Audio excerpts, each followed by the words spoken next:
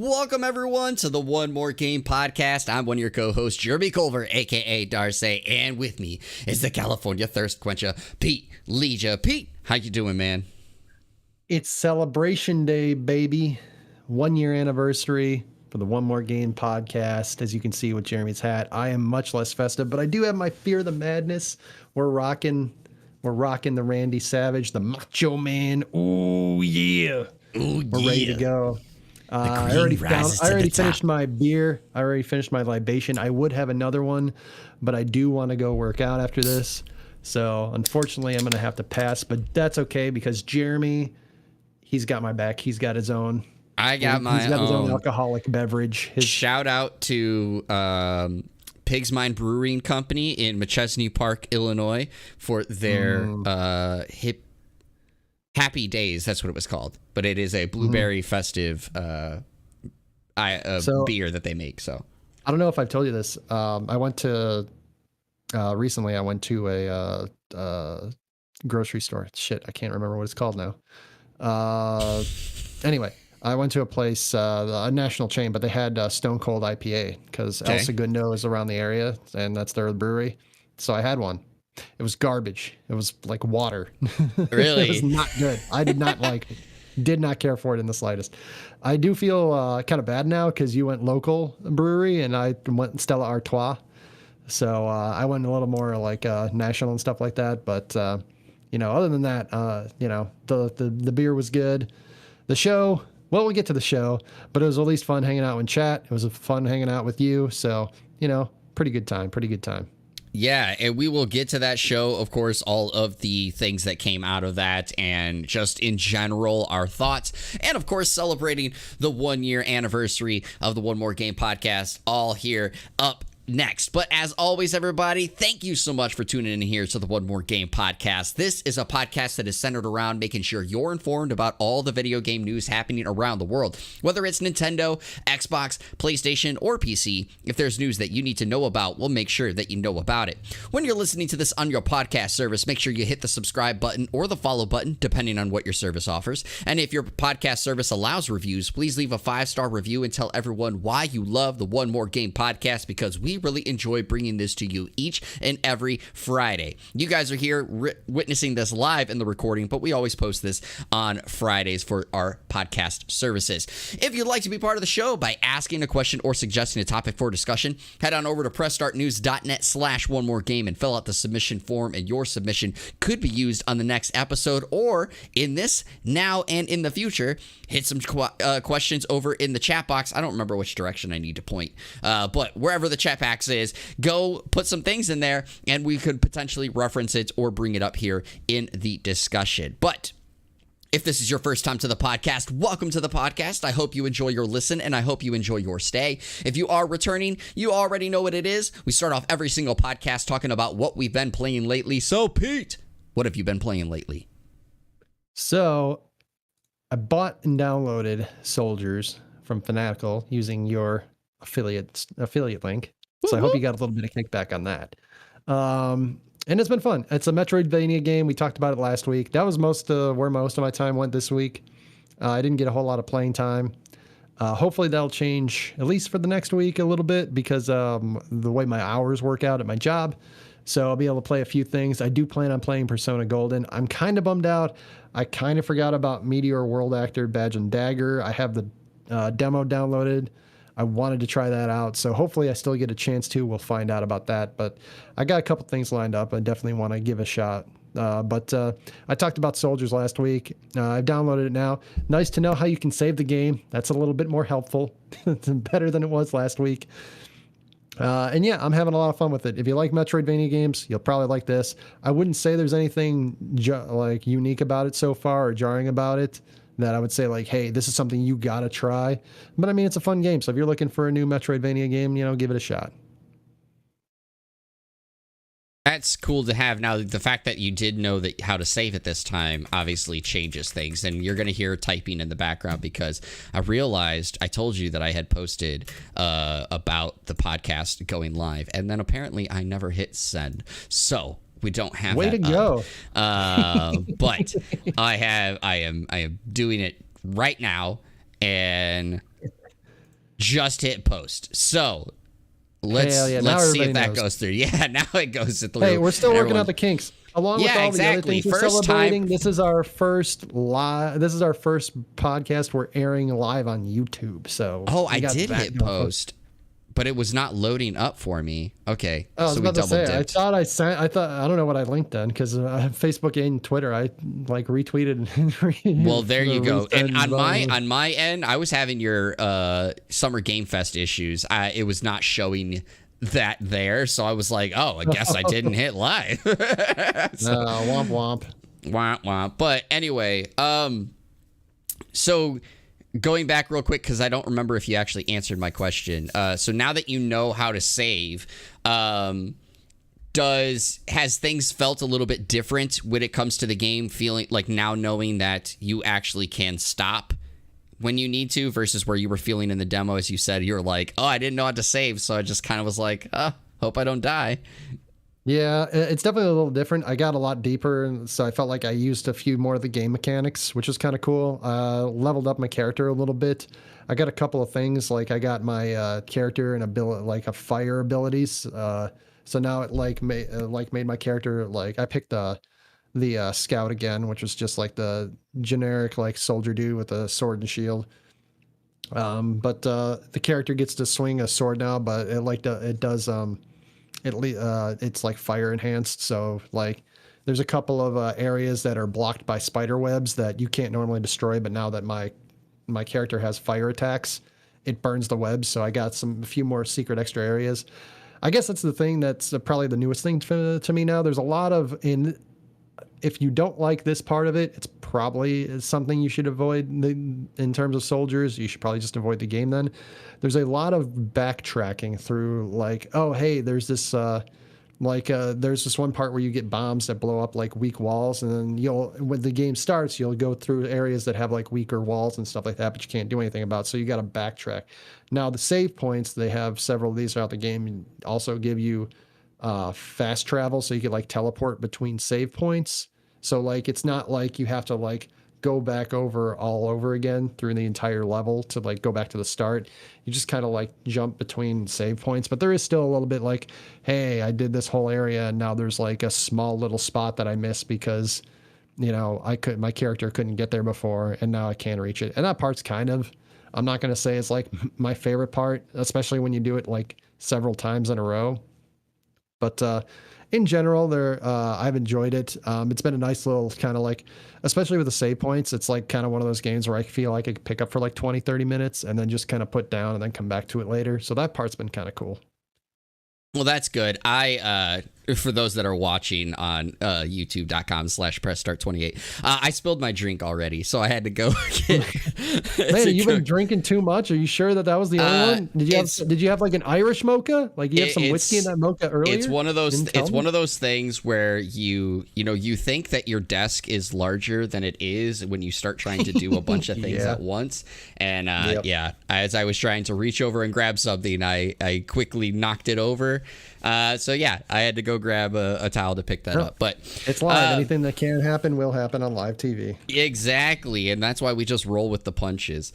For myself, I played a bunch of different games. As always, I feel like every episode I'm saying that because, as I told you before, I've kind of been in this funk lately where I feel like I want to play a specific game, but I don't own said game. And then, of course, from there, it just leads me to going, well, maybe this game will scratch the itch. Maybe this game will scratch the itch. So this week I played Evil Dead, the game, which was a lot of fun. I had a blast. I played the tutorial, and I've played one of the missions, basically, that you can unlock extra skins with.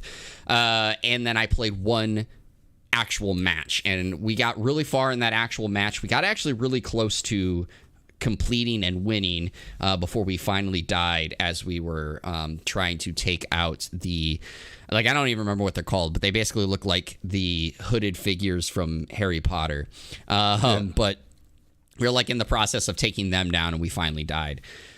I played that for a little bit. I played some Deathloop this week. Enjoyed what I played of Deathloop.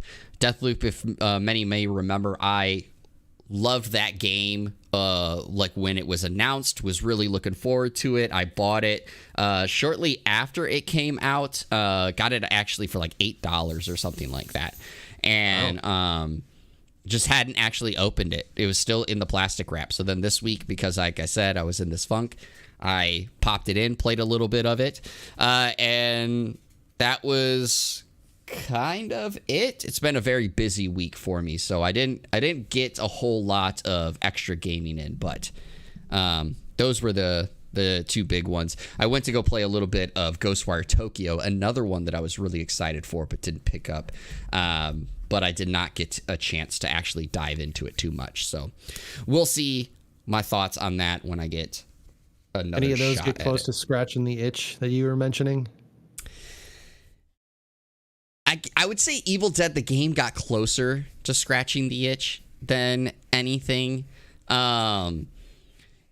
It's so like the game that I've been wanting to pick up for quite a while now, and it started with us talking about our underappreciated games, has actually been Resonance of Fate. And there's a 4K HD remaster, and I have been wanting to get it, but I have so many games that I haven't, one, played, and two, there's been opportunities where that game was on sale and I didn't pick it up. And so like part of me wants to go buy it, but also part of me is like, just wait till it goes on sale again. But it hasn't gone on sale since I talked about it. And so it's been very tough. I just cannot decide what I want to play for that reason. So we'll get to it eventually. We'll get to something, and something will catch my attention that I'll stick around long enough to fully finish. And it's not to say the games I've been playing aren't good. I like the games that I've been playing, but it's just like with anything, when like you play something, you're like, okay, I'm enjoying this, but it's not quite what I want. That's what happens. And I'm like, okay, well, like, what am I in the mood for? And I switch, and it's like, oh, that's not quite it either, you know? So we'll go from there. But we've been talking about what we've been playing lately for quite a bit. So it's time to move on to our next topic and our topics of the show. So those that we have here for the podcast, this is normally where I would list off a bunch of things. But because, one, it is the 1 year anniversary of the One More Game podcast, and two, today was Summer Game Fest, we have only two topics to talk about, and that is recapping our thoughts and discussions around Summer Game Fest and what we just saw, as well as reminiscing about the 1 year anniversary of the One More Game podcast. And those that are watching here on youtube.com/pressstart28 are seeing me wear this really awesome blue first birthday hat, as well as having balloons in the background. So those that are listening on the podcast, go check that out. Yeah, I did go all out. I was going to get more, but I decided this was enough money spent already. So I'm not gonna go for more after that. But Pete, we just got through watching Summer Game Fest Kickoff live over on the official Summer Game Fest account. And I'm not going to precurse this with anything so I can get your truest thoughts that you can bring to me. But after you saw what just took place, how do you feel that went? If you could sum it up in a sentence or a few words first and then go into detail, what would you say? If I could sum it up in a sentence, the sentence would be, Jeff Keighley didn't lie. Yeah, he mentioned recently, curtail your expectations. And if you were expecting something massive, something major, unless one of these games that were shown were something you were really into and really looking forward to, you're probably kind of whelmed with this one. We gave our scores of like our hype levels when we started. I saw some chat. What up, Calwoo? Good to see you. Cobalt, see you in chat. Thanks for coming over.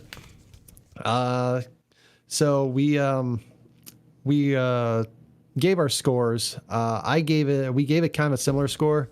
It was like 6.5. We saw in chat during our live stream, our co-stream of the event. We saw some threes, we saw some ones, saw some zeros. So there's no way they could be let down because they had zero expectations. I wouldn't be surprised if even some of the people that said zero were kind of let down. I think that there were things that I liked. There were some things that I was interested in. But overall, like if we say, I wouldn't say I was underwhelmed. I would say it's kind of close to the score I gave it. I would say that overall it's probably like a 4.5 out of 10. And I gave it like a 6 was my hype rating. I will say that I still had a lot of fun hanging out with y'all. So that part was cool. But yeah, in terms of the actual broadcast itself, I was kind of I was like, yeah, there's some things here that I like, but there was nothing like, if we're talking about like comparing it to the state of play that Sony put on last week that we talked about, like that was like a 10. We gave that a 10. Like that one was an all-timer for state of play when keeping it on the expectation of the state of play. And we could talk about expectations for the Summer Game Fest itself when it's trying to replace E3. You're always going to have like, hey, this thing is going to replace this other thing that's always massively hyped.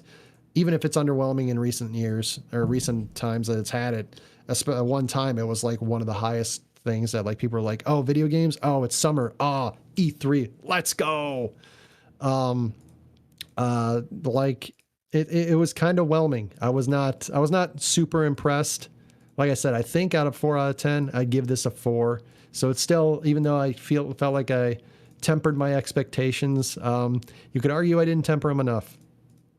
I would definitely say I'm on that same scale you said at the end. I had tempered my expectations as much as I could ahead of time because of what Jeff Keighley said. And I said, I think I said going into it that I was like trying to hold it at like a 6.5, as you kind of talked about.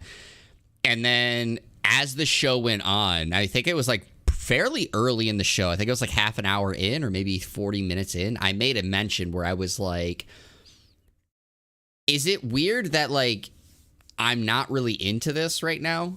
And I remember us kind of like having this like small debate about it, and I was like, oh, it could just very well be, I think that there's like a lot of stopping points in the middle of the show, or there's like too much discussion, or it could just be that the games themselves are not grabbing my attention.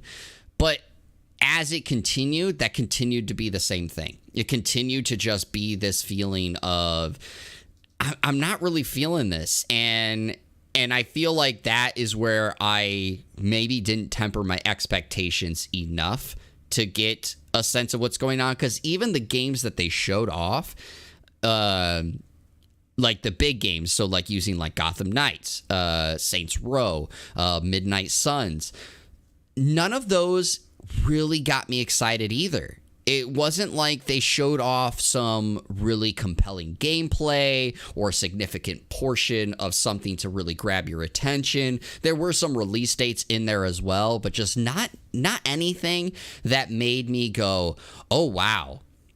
Right? I don't think I ever said that throughout the show, besides the one moment with the Callisto Protocol's demo where it was just, the main character getting put into a grinder, basically. It was like, oh, God, But other than that, I don't... He got his meat grinded. I don't recall, like, really saying that. And then the kickoff, or the go-home effect. You said in last week's episode that the lasting image is what stands out the most, and so you really need to make sure that you nail that lasting image. The main event. It was The Last of Us Part 1, but I feel like, so let me just say this part real quick. The thing that was eliminated or that was leaked ahead of time was that it was The Last of Us Part 1 remake. Okay. So like I was hoping that wouldn't be the ending thing, and it was. But even if it wasn't the last thing, or even if it didn't leak, excuse me, the way that they rolled out that final part felt so underwhelming. It didn't feel like oh man, we got to like talk about this. And I feel like part of that was conveyed because it did leak early. Jeff Keighley and Nick Druckmann, the co-president of Naughty Dog, made mention of it, said, hey, let's talk about this thing that's been talked about on Twitter earlier, and it's you guys are making The Last of Us Part 1 remake. And it's like, why even make mention of that? Like, you should still make it, like, try to be hype or something, and it wasn't there. They didn't deliver a feeling of finality to the show. I think it was in our chat, one of our friends, Ronnie, said, well, that felt abrupt. And I'm like, yeah, I agree. It was just like kind of like they just stood there and it's like, okay, bye. We're like, oh, yeah. So, like, I would give it, I hate being this stingy. Cynical. And on things, yes, and cynical, as you said. But I would give it like a 2 or a 3. Sure. Like, and it sucks to have that, because I feel like I've said it before at most showcases that even a middling showcase can be like a 5, right? And that's just all you got to do is show off some good games, some games that catch your attention, and it's like, cool. And they did. They showed off some cool games that I was like, oh, this looks interesting. This looks interesting. But there wasn't enough moments that made me go, oh, I want to check this out, right? There was, oh, that looks interesting, but not, man, I want to check that out. I'll keep my eye on that game. And that's how I just felt overall throughout the showcase. Yeah, so a couple of things. One, I think the biggest issue is we didn't really have any like major reveals that we didn't know about. I guess The Last of Us 1 remake for PS5, which in my opinion, so if you're used to the original Last of Us style, maybe, or like you like kind of like the more like comic looking art, maybe it's like, I thought it looked stunning personally. I thought it looked stunning. I thought it looked really good. Agreed. But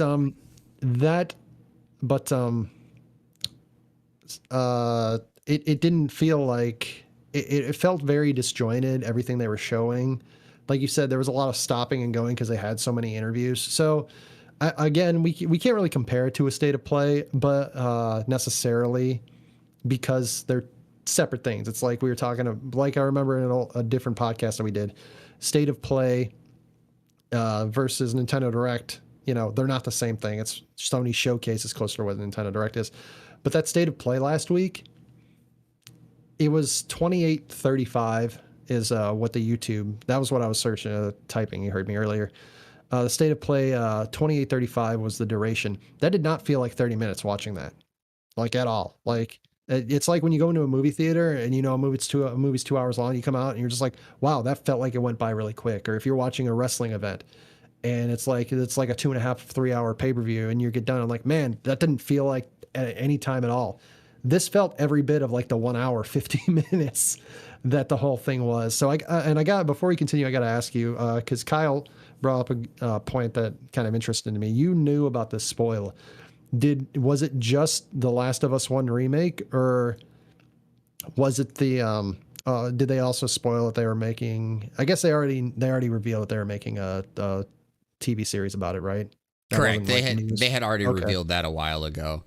Yeah, and so like a lot of that, and Kyle in our YouTube chat brought up a valid point. Like, a lot of that was talking about that. It wasn't even talking about a video game. It was talking about things that we already knew about. And I feel like even if, like you said, like, hey, there's not going to be a lot of like world premieres, like, or a lot of like new content, like the new content they showed was just like, we're going to stick world premiere on this because we're showing like 30 extra seconds of content. It's like going to the it's like getting a director's cut version of a game or movie that's like adds like 30 or 40 seconds of missing content that wasn't on there. And it's just like, okay, I'm not really interested in this. I want something new to grab on.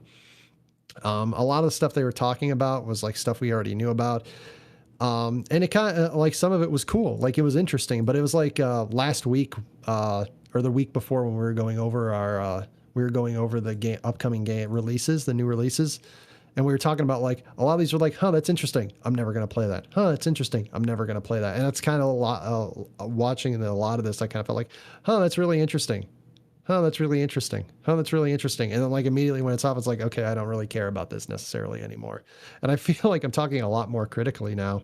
even though I gave it like a 4, because I still think a lot of stuff was interesting. Like I was just saying, but like a lot of it was also just like, oh, that's cool. Let's move on to the next thing. Like Now, it's just do you feel it was you're being more critical on it because you're thinking about it more, or is it going back to your tweet that you put out on Twitter, which you can go follow Pete at Plegia89, but you made a mention in a thread that I had kind of started that that basically Jeff Keighley wants Summer Game Fest to essentially replace E3, but Summer Game Fest, he wants it to be more like his SummerSlam. Like it's supposed to be like a still a premier event, but it's not quite the premier event of WrestleMania using type of thing. In his version, Game Awards.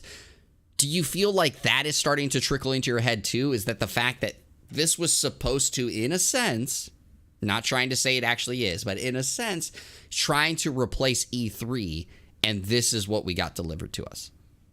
Yeah, and so I think there's a little bit of that, but we also got to remember E3's kind of been like underwhelming kind of in recent developments too, partly because like some developers have pulled out because they think it's just not worth it. They'll just do their own thing. But I don't think that's the only reason. I think part of it is also like I'm hearing your opinions. I'm seeing some of the opinions in our YouTube chat and just kind of like thinking it over. Like, you know, like, yeah, the things were cool, but it's kind of like a yeah, but kind of instance. But yeah, like, so we dabbled a little bit a few minutes ago about expectations. And like you were saying, like Jeff Keighley wants, it's pretty clear, I think. I mean, he's not come outright said it, but I think it's pretty clear if he had the opportunity, he would supplant E3 with Summer Games Fest. I think that's pretty clear. I think we can agree with that. Which, you know, if that's what he wants to do, fine. Like, I'm not like begrudging him for it, even though I really like E3 and I prefer it stick around. But like for a lot of years, E3 was like a lot, like anybody that was like above the level of casual gamer, and even casual gamers were like locked in on like news, like even if they weren't like, so this happens in anime conventions, where like even if you're not like super into anime, like you might see stuff trickle on media during certain times of the year. 4th of July weekend with Anime Expo is like one of the biggest ones of the year. Late May is usually Anime Central. In Chicago. I don't know if that's happening this year at the same time, or this happened this last year. Acon in the DC area, I believe, is one of them too. Like you'll just randomly hear like a bunch of announcements of like, oh, this manga is getting translated. Oh, this light novel's coming over here. Oh, these animes are going to release on Crunchyroll in fall or winter or whatever during those seasons. And so like, even if you weren't like above the level of casual fan, you probably heard like, oh man, this new game's coming out on, and you heard it directly from E3, even if you heard it through a pipeline of something else, you know? And that was a thing that happened. And I don't feel like anybody that was like not sort of aware of video games is going to be like looking at this particular stream, not necessarily other streams, because like we talked about, State of Play was technically part of the Summer Games Fest. This is just like the kickoff show, basically. But the kickoff show itself, which you would think is kind of like the premiere event, and maybe that's the problem. Now kind of talking about it a little bit, I'm kind of like, I guess, kind of reasoning myself with this at this point. Like, maybe that's a problem. Like, we're looking at this as the kickoff show should be like the main event. And the kickoff show maybe is just like, hey, we're kind of like promoting all these other little developer things, and they're going to show their cool stuff like Sony did with the State of Play. We got the Xbox Bethesda on Sunday. You're going to co-stream a few things in the next several days, things like that. I'm not saying that's the right way to go about it, but maybe that's what it kind of is supposed to be. But if they're going to do that, they have to find a format to make that obvious, because the way they promoted this Summer Games Fest kickoff show is you would think it is kind of like a big reveal show in terms of like, oh, this maybe not brand new video games, but at least new content, which, I mean, we got some new content from the Callisto Protocol. We got some other new content from a couple other things, but like, it didn't feel like anything that was just like, it didn't feel like, you know, Final Fantasy 16. And I mean, we got confirmation of one of the characters that was leaked for Street Fighter 6, which confirms like maybe that leak is actually super legit now, which we all kind of thought, but you know, that kind of thing. But it's like, you know, a lot of the stuff is just like, if your object is to promote streams of other groups, then you have to do a better job of that, because this didn't do a good job of that either. So like, Agreed. what are we doing here if that's the case? Like, what is the point? Basically, Jeff Keighley, what is the point of the Summer Game Fest kickoff show? And then how do you build to make it work to do that goal? It's So essentially what it does. It feels very disjointed in that regard. So before I go into my thoughts, let me give you kind of a hypothetical situation, or basically a situation for you to kind of give your input.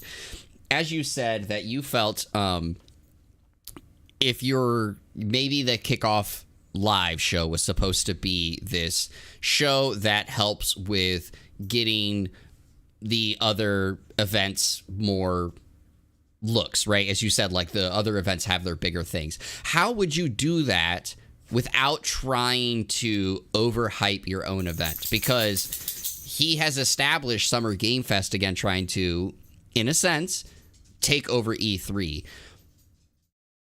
But like, does that mean you have the kickoff show be like something very small, and you really make it very small? Because 2 hours to kind of show not much is rough.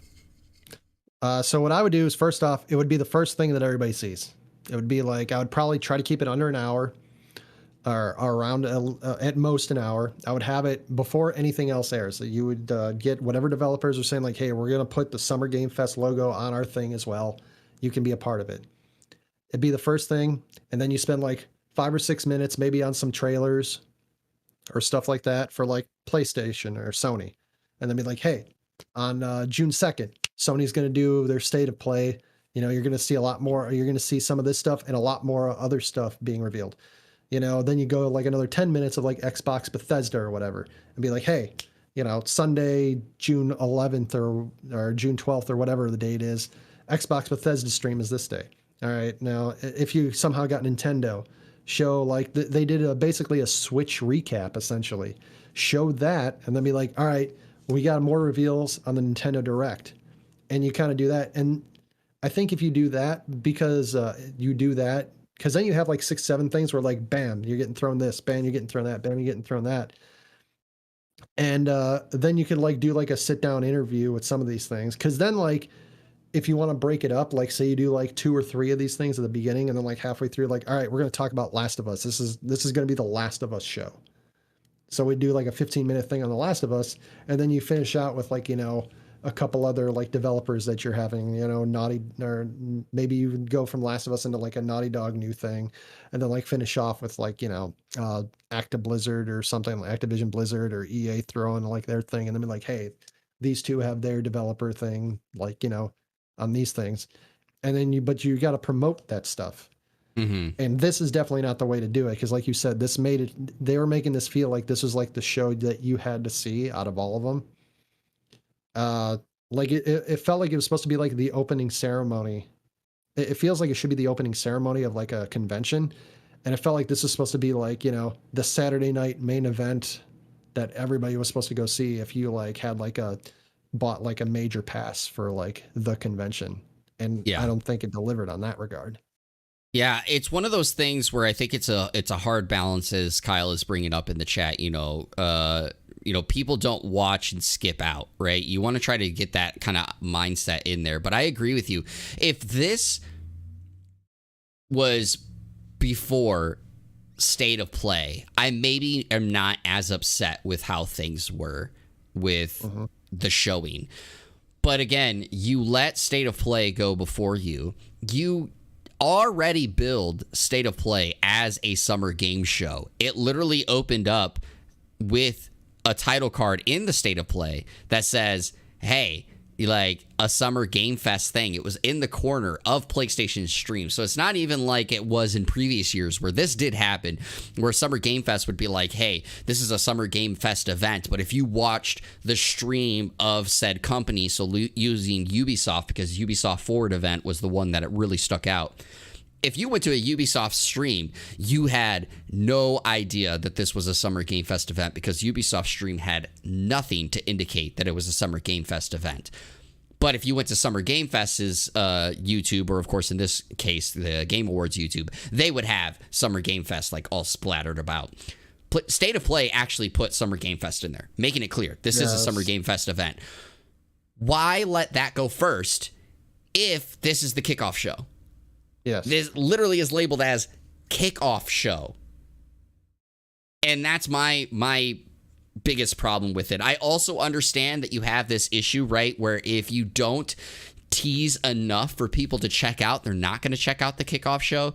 But I agree with you. The way that kind of you described it is I really feel the kickoff show should be like some announcements here and there, maybe nothing major, except for like the very end of the kickoff show could be something major. But you got to keep it under an hour.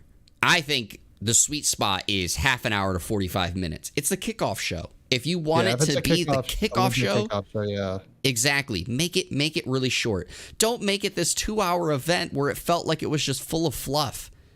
And even with them setting expectations this year, it just still felt full of fluff. Yeah, it felt like they were just trying to fill time. And going back to like what our YouTube chat is saying. Like if Jeff Keighley wants people to watch this show and like actually watch it as like its own thing and not like just a kickoff show, he's gonna have to do something different, because if this is what people are supposed to expect, they're not gonna watch it anyway. Like, what are they gonna show up for? Like, cool, I'll watch like a bunch of this stuff that I don't really care about or was already announced, and it's not like adding anything new except maybe like an extra 15 seconds of the trailer. Like, okay, cool, fine. Like, you know, the Callisto Protocol gameplay was like interesting, like we were saying, but like, you know, you could probably find that on YouTube if you were really that interested and like watch that 5 minutes of it or 3 minutes or whatever they showed. Well, let's get into this Game Pass game thing anyway. Let's get into this next topic that I kind of wanted to discuss, which is we're going to start off with the bad and then end with the good, as you said before, right? When the lasting thing is what's going to stick the most. So let's start with the bad. Across Summer Game Fest, what would you say was the low light or the worst moment to you? Was there any trailer or any announcements or how a certain thing was presented that you just was like, oh God, like this is not good? The Dwayne Johnson thing was kind of not only, I don't know if I'd say it bad, but it was definitely random and kind of like, I don't know what the purpose it was. Like they weren't even like saying like, hey, by the way, Black Adam's coming out in theaters. We have a game trailer that we're showing for a Black Adam thing, a Black Adam game or another DC game. Like they even had like a hero game involved, Marvel Midnight Suns. I understand that's Marvel, not DC, but they could have like had him like, you know, like maybe not had Dwayne Johnson himself because it was a DC thing, but like guided that scripted. So they were going from the Black Adam thing, which also he's randomly promoting Zoa Energy. I don't know if Zoa was a sponsor of Summer Game Fest. I did not like that. I was just like, I don't understand what the point of that is. Like, was that like, but like you could have scripted it so like it goes from Black Adam. All right, we also got this other hero game, Marvel Midnight Heroes or whatever, or Midnight Suns rather, and then show that off. And then it's like kind of like there's a little flow there. Instead, we went to like Outriders, World Slayer, Endgame. And then we went to a Switch update. We started that with a routine, which I had written down here, and I didn't write any extra notes, so I'm kind of blanking on what that was. Routine was the one with the subway and the robot. Yeah. The Terminator. Okay, yeah. The one that was announced apparently 10 years ago and just now just coming back. Came up. Real quick before you go into further depth, this is I made mention right before we started this stream. I was like, okay, I'm going to mention this later. There's a user on Twitter. Of course, you can follow him on Facebook and Instagram as well. But Cheap Ass Gamer is where I get a lot of my gaming deals from. He tweeted out in the middle of the show on The Rock. He screenshotted it and he said, watching The Rock promote everything except video games is free. And I loved that tweet, found it hilarious because it felt like that. Why was that even there? I get that The Rock is a pull. we know it as wrestling fans, and of course people. But they didn't promote he was going to be there, did they? They did. They did ahead of time. That's the thing. That was smart then. That was smart then. He is a pull, right? People tune in. He's such a charismatic person. He's a great icon. Those that love wrestling, of course, always are drawn towards him. He's great in movies. He's done a lot of good movies. Furious. Yeah. But it just felt like so out of place because yes, first there's him in the weight room with this shirt off. Like I know we made the joke about the terms of service, aspect, but just still, like it was just instantly when I saw that I was like, okay, this feels weird, right? And he like made this whole mention of like, oh, I'm in my lovely domain, the nice, sweaty, smelly domain, and I'm like, what is this? And then like in the middle of him talking is like, oh yeah, and here's my energy drink, the fastest growing energy drink there is. I'm like, where are we going with this? This makes no sense. And then as you said, it ended with the trailer for Black Adam, which Black Adam looks really cool. I'm not a huge movie person, so I'll be honest, I likely won't end up watching it, but it looked cool. But I agree with you. Why was there not like a tie with like, at the very least, and this sounds really weird, but like, why was there not a tie at the very least of like, oh yeah, and starting tomorrow you can get the Black Adam skin in Fortnite or something, right? Like to tie it to why it should be there, except for I'm just gonna promote the movie and my energy drink. I didn't like that. So really quick before you continue on, this is something that is jarring specifically, especially to people that work in television, especially you, Jeremy, because you worked in the news department and you had to script shows. People might not realize this just looking, but there is a way to schedule things that give a show an ebb and flow. Yes. And even if you'll watch something and like, wow, this feels really out of place and feels really jarring. I don't understand why while you're watching it.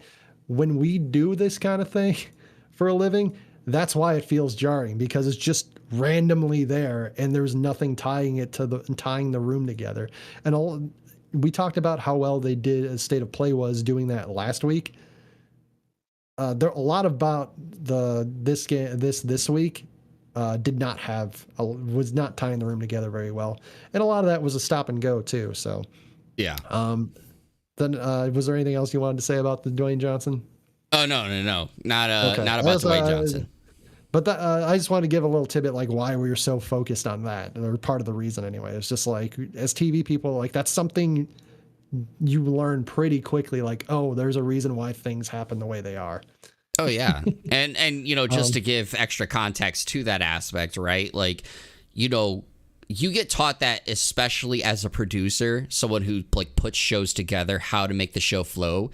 And I was a reporter, but I also did producing and various things.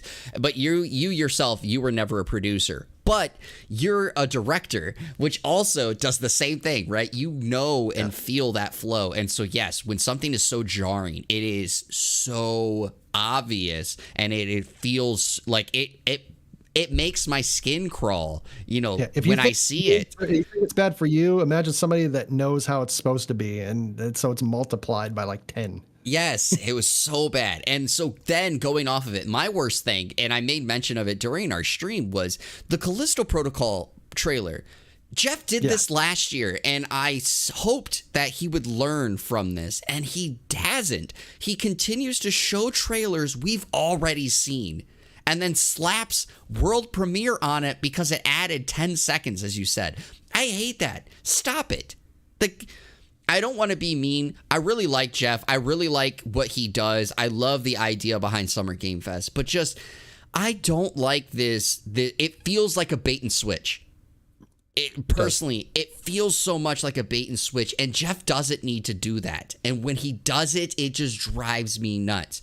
So don't do that. You could have easily cut off the Callisto Protocol trailer before the gameplay trailer, because of the fact you had the gameplay trailer. Just make mention of it when you're going to the trailer. Hey, you got to see the trailer at State of Play, a Summer Game Fest event. If you haven't seen it already, go check that out. But here's an in-depth look of the gameplay. boom, gameplay. You just saved yourself a bunch of time, makes the Summer Game Fest not feel so long, and you still get a good segue into the gameplay. I just don't get it. You know, we made mention of it last week. It's a similar gripe I have with PlayStation. Yeah, you show off Spider-Man Remaster is coming to PC, but then you hold off until your blog that Miles Morales is also coming to there. Stop it. Yeah. Like, that's just not, it does not make sense. Stop doing it. Just make it flow, right? Okay. Mm-hmm. So that was my biggest gripe. But what was your favorite thing that you saw at Summer Game Fest? So I have a couple of them. I'll nail them down really quick. Guile was revealed to have been on the Street Fighter 6. That was really cool. That led off the event. I actually thought that was a decent way to lead off the event. Maybe not the best, but it was really cool because it was like really quick. We saw some gameplay. He was part of the leak, as we mentioned earlier. So kind of almost shadow confirming that leak's probably pretty accurate. I don't know. I assume the design was really close, if not exactly like it was in the art that was revealed. I didn't actually compare it myself. So this is a personal thing. If you listen to our top 5 underrated or top 5 games with the least fanfare episode, two-parter a few weeks back, Flashback coming in 2022. Really looking forward to that. Hope that's really cool. And then I'm going to talk about this now, even though it's technically on our schedule for later in the show under their upcoming releases. Teenage Mutant Ninja Turtles, Shredder's Revenge. I was surprised when I was watching the preview because I'd not heard they were remastering this game, that you got to play April O'Neil and as Master Splinter. You also get to play as Casey Jones. So you get to play with more than just the Ninja Turtles. That's really dope. I really hope that game's really cool. The remaster looks sweet. And I was a real big fan of that. I was like, I wasn't jumping out of my seat, but when I saw that, I was like, no, that's so dope. And then you mentioned that they're doing the Pizza Hut personal pan pizza, which I didn't even know they made Pizza Hut personal pan pizzas anymore. So those are kind of like the 3 things that I was just like, yeah, hell yeah. I will agree with the Casey Jones aspect as a kid who, like, I don't follow TMNT much now, but like as a kid who loved Teenage Mutant Ninja Turtles, seeing Casey Jones was awesome. And then yes, because of that announcement recently that the physical versions will include a coupon for a personal pan pizza at Pizza Hut, I love the nostalgia factor that has with it. So like, yeah, I'm totally on board with it. For myself, Witchfire, that looked really cool. I know that our friend Ronnie put in chat that it was basically Medieval Destiny, but Medieval Destiny worked for me. If you're copying Destiny, that's probably a good thing to reinvent or recopy, to be fair. Yeah, Medieval Destiny was definitely works for me. And I also really enjoy the fact that we got to see a little bit more of Nightingale. I will say, because my next topic, I'm going to add real to it. It's going to also be in my next topic, but I was glad to see some more things with Nightingale. And then while we did not get, I guess, like an extended look of it, I did actually like Routine. I thought Routine looked pretty cool when it comes to that cinematic trailer. So I'm interested in what that one goes. Hopefully it's not gonna disappear for 10 years again, because apparently it was announced 10 years ago, so hopefully we get a little bit more, but I'm gonna keep my eye on it. So my last topic I want to ask you before we move on to reminiscing real quick about one more game, what was the event or trailer or announcement that you just felt very mixed about, that you maybe didn't love, but you also didn't necessarily hate? Was there anything that kind of just stood out and you were just like, okay? We didn't talk about Goat Simulator 3. That was actually really rad. Actually, let me go back. The thing I loved the most was Goat Simulator 3. Goat Simulator, Kyle put it in chat. His favorite thing was Goat Simulator 3. I agree, Kyle. It was really good. Using Dead Island 2's trailer to end up promoting your own game was amazing. I loved it. It was fantastic. Yes. I don't know. So the biggest one for me was Jeff Keighley even mentioned it like 3 games after I mentioned it on our stream. there were a lot of like space centric games and a lot of like space horror centric games of being like locked into like a space station kind of thing. And by like the third or fourth one, I was kind of like, okay, this is starting to like kind of get boring because I feel like I'm seeing the same thing. Like there were twists on them. Like routine was different from Fort Solis, was different from the Callisto project. Like, you know, but like after a while, it's like, okay, these are all kind of like the same general idea. What do we like? Why are there so many of these specific games? I guess that was the one where it was kind of like, I know it's not a specific trailer, but I was kind of like, okay, we just saw like 4 of these. Why are we seeing a 5th one now? It was definitely kind of weird to me. I think it's essentially what you're kind of saying too, right? Is that it just felt so similar. It may have been different, but they were so similar that There you're were like, so many similarities that like the differences were less like out there as opposed to the similarities. For me, it was Nightingale, and I hate saying that because I am so looking forward to that game. When it got announced at the Game Awards, it was my favorite announcement at the Game Awards.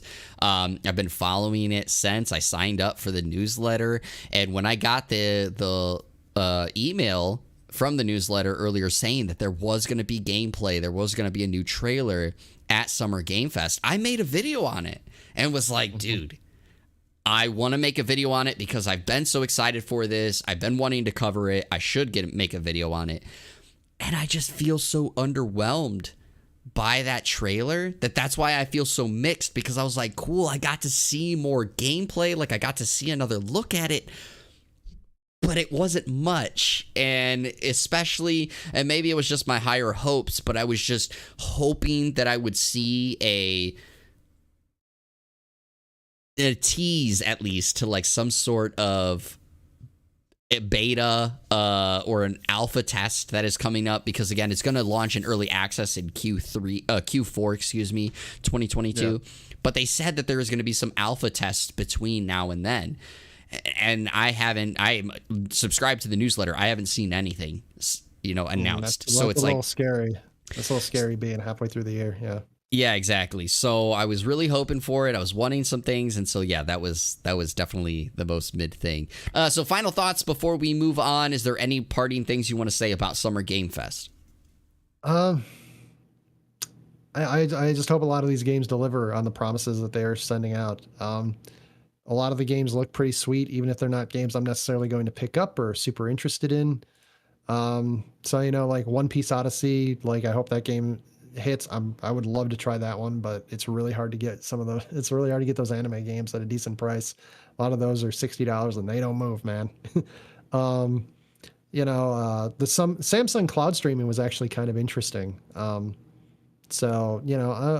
Interesting in the sense of like, a smart TV kind of like having access. So you don't necessarily need, it didn't seem like you needed like a game system. You just have the TV itself and you could just like buy off the store and stuff. Like I said, we've talked down a lot about what was going on in this, on Summer Games Fest. And I think the takeaway is there were a lot of cool things here, but it was the stuff that we already kind of knew. Mm-hmm. And like, even if you're tempering expectations, when you have a 2-hour program, the worst thing that you can do for a long program is have it feel longer than it does. And like you said, I understand we started the stream like 20 minutes early, but like you even mentioned it, like you said, a half hour in. This feels like this has been going on a long time. And it was on for like another like hour and 15 minutes after that. Yeah. And that was like 30 minutes in. So the worst thing is like feeling like you're just waiting. And, I hope they fix that issue. But, we'll see. I assume they're going to try this again next year. So, Yeah. You always hope every year you build on something and you make it better. And I just want to end it basically with a final note from what Kyle wrote here in the chat. And I completely agree with it. And it's basically something that we said too. When it comes to the Summer Game Fest and Jeff Keighley with this, he said, that's where his issue is. He wants to be the big show, but also the kickoff. You can't do both. And I agree. You can, but they can't be the same show. It's one or the other. Exactly. And that's the big thing. So with that being said, let's move to our final part of the show before we get to, of course, our upcoming games releases. But It is the 1 year anniversary of One More Game podcast. The podcast launched exactly 1 year ago today. So, of course, as of recording, June 9th. And at that time, of course, it was me and my friend Isaac Campos doing the show. And then as time went on, of course, he got very busy with work and had to step away. And then that's when my other really good friend, Pete, joined with us. So Pete, I got to ask you, of course, you haven't been here for the whole year, but I do know that you've, of course, been listening to the podcast. Maybe not as often when you weren't a host, but you still were listening. And now, of course, as a host, you are here every week. What does making it to 1 year mean to you for the One More Game podcast and yourself? It means, well, for the podcast in general, it means, a lot of hard work is paying off. Look, I'm not going to lie to you, we're still working to try to fix out the kinks, even though we're a year in, I don't know how much success you were expecting a podcast like this to have. So I hope it's at least reaching that, if not exceeding it. But there's a lot more work to do, but, and this is not to be negative on it. 1 year is amazing. Most things don't last a year. That is people have to really understand that. One of the things it's kind of like when people are surprised when you talk to them about how things actually last. Like the average NFL player's career lasts less than 2 years. You wouldn't think that because all the names you hear all the time, they're always there. Tom Brady's still playing. Aaron Rodgers has been there for 15 years.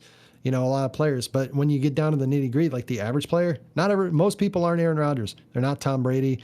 They're not, John Elway and Dan Marino when they were playing. They're not Russell Wilson. They're the average person that's they barely make the roster spot. They're the 45th player on the team. They're on the practice squad. Sometimes they get called up.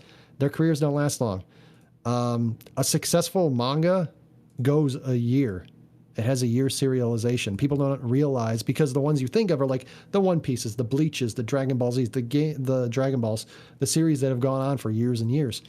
Getting a year is a huge milestone. It is a huge accomplishment because it means, if nothing else, you stuck to it. You kept going. Not every week was as easy as some other weeks. Some weeks were really tough. Maybe outside, maybe not even because of the podcast, or maybe because of the work you were doing on the website. Maybe outside factors were struggling. That kind of thing. There's a bunch of different factors, but so reaching a year, I think, is a huge accomplishment, a huge goal. And you know what? We could keep on pushing, we keep on going. I think we could be very successful. And even as successful as some of the all-time great sequels like Spider-Man 2 and Empire Strikes Back, things like that. Those are the sequels we can look to be. And I'm really humbled that I was able to be a part of that. And for me personally, I'm really humbled I was able to be a part of that. I'm really thankful that Isaac was helping you out as long as he did and reaching the goals. And I'm glad I was able to help you out and do at least a little bit in part to try to keep your podcast a success. So I really appreciate that. And yeah, the reaching this year, I mean, I tweeted out about it earlier, but in all honesty, I never really expected us to last a year. As I love putting this podcast together, it's something that when I talk with my wife about, maybe I'm stretching myself too thin, maybe I'm doing too much and I need to kind of really hone in on things. The first thing that I always say right afterwards is I'm not giving up the podcast. I love putting this together.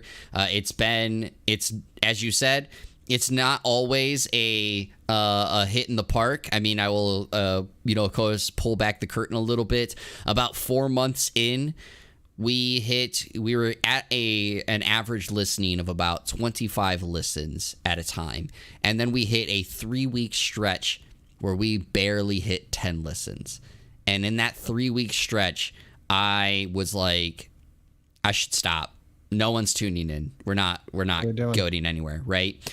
But I loved doing this podcast so much, so it really tore me up, and it just got to the point where, you know, my wife said, you know, people may be busy, and just keep doing, and we'll see what happens. And sure enough, right after that happened, we had an episode hit. I think it was like 100 listens, and those episodes that were at 12 listens before jumped up to about the average, if not a little bit more. And so it was one of those things where it was like, yeah, you know, as always, you hit hard times and you want to give up because you're like, you know, it's not working.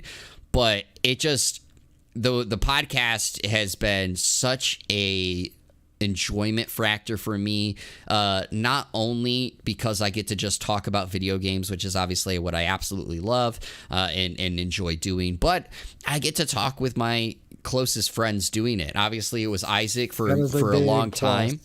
Yeah, it was Isaac for a long time, and then now it's you, right? And one of my best friends, we live together. Obviously, you know, we live in different states now, but we've never lost touch. We continue to reach out, and if anything, this episode or this show has brought us even closer because we get to talk every week now, where it was before it was like we'd talk every maybe 2 weeks or 3 weeks or every month, depending on how things were going. So it's been such a blast doing this, and I am so happy to hit 1 year. Obviously, that's why I got, for those in the video views, I got all the balloons and the hat, because I was just like, you know what, as you said, not many things like this can last a year, and we did it.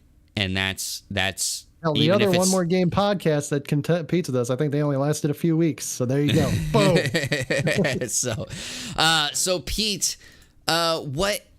do you have an episode or a topic or discussion that stands out to you, that sticks out in your mind?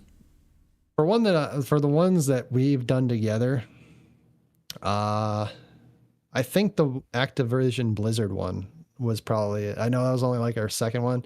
I think that was one of my favorite ones, because you do the first one and that was really cool. But then the second one, I was kind of like, okay, I have an idea of how the first one went. Now I kind of want to make it better. What can I do to actually improve it? And y'all know I ramble. I'm sorry. It'll happen. I tried reining in a little bit, you know. Sometimes it works, sometimes it don't. But I think like that was like probably like one of the first ones is like, okay, even if you ramble, as long as we're having a good conversation, it's not as bad. It's not that big, necessarily that big of a deal. The worst thing is rambling when you're trying to sound like you're talking for a thought. So that's the one thing I tried to like, especially like focus on. And I think that was the biggest one. In terms of just favorite episodes in general, I love listening when you have other people on, partially because I don't have to do the episode, so I get a week off. I mean, I'm not going to lie. But in general, like I love hearing like Isaac talk. I love hearing, shit, I can't remember some of the other people now. Yeah, Sharif is awesome. Isaac is awesome. I love hearing their comment because it gives me a viewpoint. One of the things I love about podcasts, listening to other people talk, listening to, you know, show interviews. It's part of the reason why I like Bomani Jones, The Right Time. It's part of the reason why I love listening to his podcast. I walk away feeling like I've learned something. I walk away feeling like I'm smarter. I feel more intelligent. And so hearing other people's opinions, that's like kind of like my favorite thing. And like, so when I hear your podcast and I hear Isaac and I hear Sharif and I hear, you know, other people talk about stuff that maybe like, it'll give me a viewpoint that I didn't think of. I mean, we had chat today. We took some points from not only from our Twitch stream, but also our YouTube chat. You know, Kyle and Wu and threw out some stuff that we talked about too. Just like, oh, that's a viewpoint I didn't consider. Because, you know, when you have more people, more voices, you know, you get to see things differently, especially from the standpoint of like people with experiences that I may not have for a variety of reasons. And those are kind of like my favorite things. So like, yeah, I mean, like I get the week off, but more so I get to like, okay, let's sit back and listen to what Sharif says. Let's sit back and listen to what Jeremy says. Let's sit back and listen to because like your interactions between you and me are different also from between you and Sharif and you and Isaac. So it's another different angle. Like, okay, what's Jeremy's take, you know, when he's got Isaac on there? Not necessarily you'd have a different take, but maybe like a different thought comes to your mind when you're talking to somebody besides me. And those things are kind of cool. And I really enjoy that part. Yeah, I basically echo what you say on that aspect. Obviously, I don't get weeks off from the podcast, so I always, though, go back and listen to every single podcast. I do it every Friday, listening to the podcast back, not only to critique myself and see what I can improve upon, but also do exactly what you said. Sometimes in the midst of the discussion, you think of certain things and then you kind of move on from it, or you get to say it. But then when you re-listen to it back, a different thought pops into your mind, or a different avenue, a different aspect. And you're like, oh, or it's something that you just didn't actually hear during the conversation. You're like, wow, why didn't I think of that part? Or why didn't I expand on that part? So when we were talking, sorry to interject, when we were talking about a month ago, when we were talking about that Star Wars Souls game, and they were talking about how they couldn't, we were talking about the representation and things. And we talked about it a few days later. I was like, one of the things I bummed out that we didn't mention is representation also normalizes the representation of people that may not meet, people of other skin colors or other different genders and stuff like that. And it normalizes that from that aspect too. And we didn't even talk about that. And that's another reason for like representation is important. But like, we didn't just think about that in the moment. And then it came to me after the fact, listening to the podcast again. Yeah, for sure. And, it's obviously it's an easy choice, but I will say probably my favorite episodes are always the episodes that we do open discussions on a separate topic instead of doing just the news. So I kind of have a contentious top spot for, of course, top 5 favorite games and top 5 underappreciated games, which you should go both check those out in our various podcast services. Of course, we don't have video versions of that, but you should go listen to those because, yes, they're long. They're both like 2-part episodes because they're almost like 2 hours long, but they are so good in the fact of learning a little bit of insights about various video games that really appeal to us as gamers, and of course also just the center of discussions around those. Again, I made mention earlier about wanting to play Resonance of Fate. A lot of that stemmed from just doing that podcast. I did that podcast, and ever since then I'm like, man, I really want to revisit this game. I really want to go back and try it, play it again and see, does that love still sit there? So that's kind of my favorite episodes from there. But my last thing I just want to ask you before we kind of move on to the upcoming releases and, of course, close out the show is just to you, Pete. Again, you've been a listener and now a co-host. What does one more game mean to you? We kind of already touched about it. It means connecting with one of my best friends and talking about him week to week, honestly. That's probably the biggest push to keep me coming back every week. If there wasn't one already, just trying to help you out. Just being able to talk to you a lot. And I've interacted and met, now that we got a Discord, shameless plug, talk to some of the people in there now too, and kind of gotten their takes on some various things from like video games to sports and stuff like that, and that's all really cool. Also, like I've talked about this before on the podcast, I've kind of refound a love for gaming. I would say I was in a rut before I started the podcast. I kind of like did the same things over and over again. I've dropped some games, like I don't really play card games anymore, even though I love card games, because I realized like that rut was just like not worth it after a while, and it gave me more time to do some other stuff. I'm kind of in a similar space about Genshin Impact. I haven't really played the new update yet.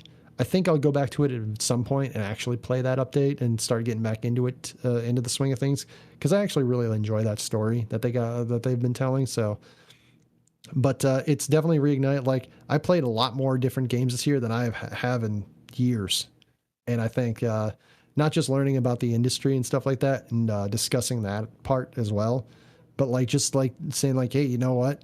Video games are fucking fun. You remember fun? Fun's cool, right?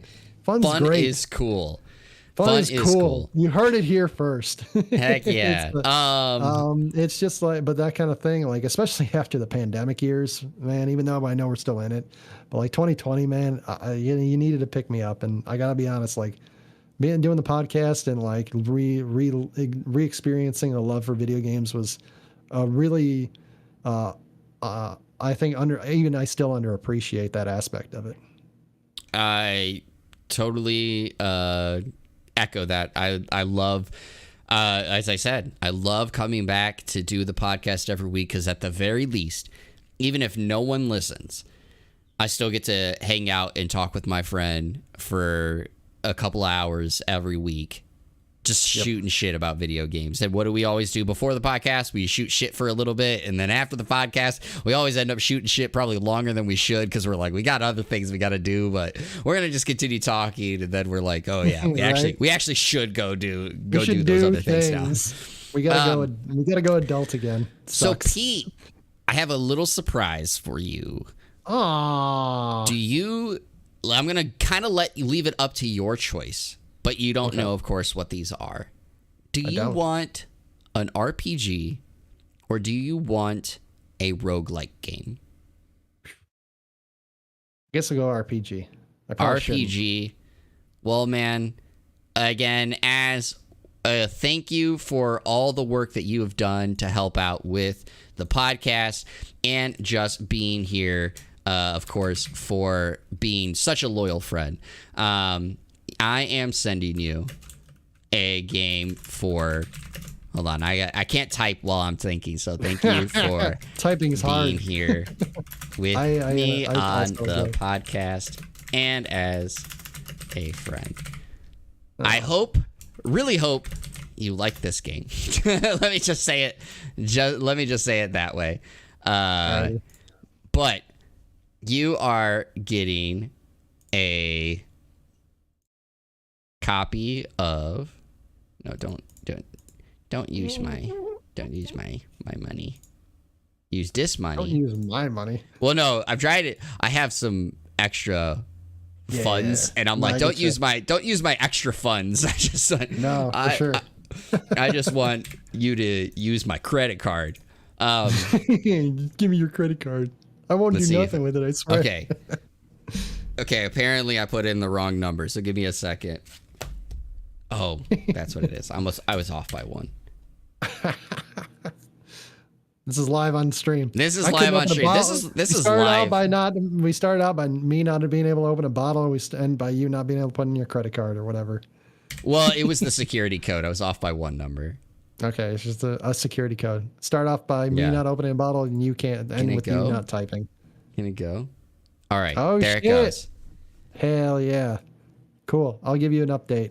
So I'll play it and give you an update. We're going to put it out there. You get a copy of Resonance of Fate 4K HD version on Steam. You know, you were just talking about it. I was actually looking and seeing on Steam actually just a little bit ago. Literally like 5-10 minutes ago. Yeah, exactly. But again, that is a big thank you. So now I'm also envious of you because I didn't buy it for myself, but I had already planned ahead of time that I was going to give you something, and I figured this was something from our discussion. Wait, did I just steal your game from you? I mean, I feel bad. I don't steal in a sense, yeah, you did. You should feel bad, you jerk. What the hell, man? All right. Anyway, that is here live on the show. And as Cobalt said, love that game. So there you go. So you already have two people commending you to go and play it, and now you own it. So you have no excuse. Yeah, I'll give you an update next week on what we played. Yeah, exactly. But anyway, when will I own that game? Who knows? But will you be possibly buying that game? There is upcoming games for you to spend your hard-earned cash on, and I'm going to tell you all about it today. And it starts with Friday, June 10th, Demon Slayer, Kimetsu no Yaiba, The Hinokami Chronicles for Switch, Mario Strikers Battle League for Switch, The Quarry, PS5, Xbox Series, PS4, Xbox One, and PC, Metal Max Xeno Reborn for PS4, Switch, and PC, Meteor World Actor Badge and Dagger for PC. Saturday, June 11th, we have Rumbleverse is actually going to have their cross-platform test on PlayStation, Xbox, and PC. Go download it. Of course, that is free to do. Tuesday, June 14th, we have Hand of Merlin for PS5, Xbox Series, PS4, Xbox One, Switch, and PC. Wednesday, June 15th, we have Nemesis Distress for PC. Thursday, June 16th, you have Redout 2 for PS5, Xbox Series, PS4, Xbox One, and PC. Teenage Mutant Ninja Turtles Shredder's Revenge for PS5, Xbox Series, PS4, Xbox One, Switch, Switch and PC. Starship Troopers for Terran Command for PC. Horigyu and Friends for Switch. Cloud Gardens for Switch. Skeleton Crew for PC. Autonauts for PS5, Xbox Series, PS4, Xbox One, and Switch. Overlord Escape from Nazarick for Switch and PC. And on Friday, June 17th, you have Omari for PS4 and Switch, and Final Vendetta for PS5, Xbox Series, PS4, Xbox One, Switch, and PC. Pete, are any of these catching your eyes? There's actually a lot of them this week where I was just like, oh, I'm actually interested. And not just interested like, oh, but I'm not going to play it. Like, I actually would like to play a lot of these games. We talked about Shredder's Revenge, Teenage Mutant Ninja Turtles earlier. Skeleton Crew looked really dope. Redout was kind of a cool thing. I don't know if I have an itch that I need to scratch for like racing games, but that game looked kind of sweet. Mario Strikers Battle League. I would love to pick that game up soon. It looks really fun to play with friends. And even some stuff like Starship Troopers, Terran Command, and Final Vendetta also caught my eye. And even Overlord Escape from Nazarick was kind of random on there and interesting. So there's a lot here that I was just like actually kind of into. It's a good thing you don't have access to your bank account, or you'd be broke by all the games you listed off. Yeah, I adult too much. I had to pay too many bills. Yeah, exactly. For me, it comes down to The Quarry, of course. I made mention of it last week. I actually canceled my pre-order because of just my backlog of games. Well, Metal Max Xeno Reborn, I'm still really interested in that. The Meteor World Actor game, I didn't play that demo we downloaded, but I will check that one out.